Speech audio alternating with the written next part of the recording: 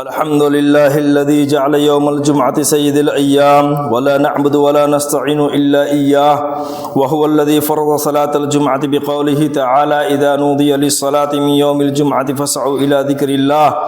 والصلاة على محمد سيد الأنام وعلى آله وأصحابه الكرام خصوصا على أفضل البشر بعد الأنبياء بالتحقيق أمير المؤمنين أبي بكر الصديق وعلى الناطق بالصدق والصواب أمير المؤمنين عمر بن الخطاب وعلى كامل الحياء والإيقان أمير المؤمنين عثمان بن عفان وعلى غالب كل غالب أمير المؤمنين علي بن أبي طالب وعلى الإمامين الهمامين السعيدين الشهيدين أبي محمد الحسن وأبي عبد الله الحسين وعلى أمهما سيدة النساء فاطمة الزهراء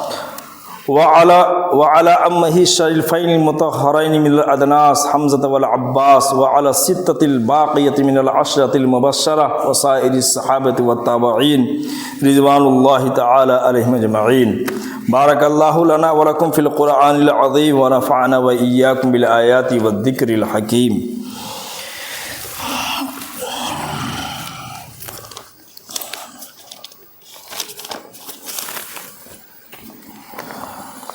الحمد لله نحمده ونستعينه ونستغفره ونؤمن به ونتوكل عليه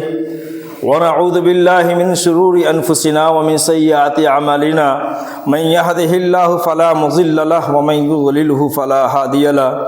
ونشهد أن لا إله إلا الله ونشهد أن محمدا عبده ورسوله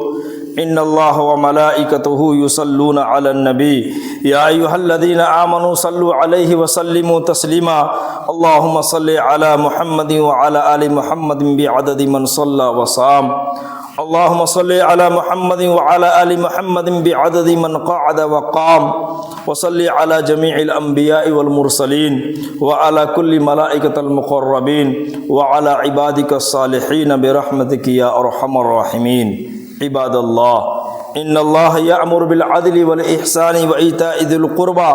وينهى عن الفحشاء والمنكر والبغي يعظكم لعلكم تذكرون ولذكر الله تعالى أعلى وأولى وأعز وأجل وأهم وأكبر والله يعلم ما تصنعون.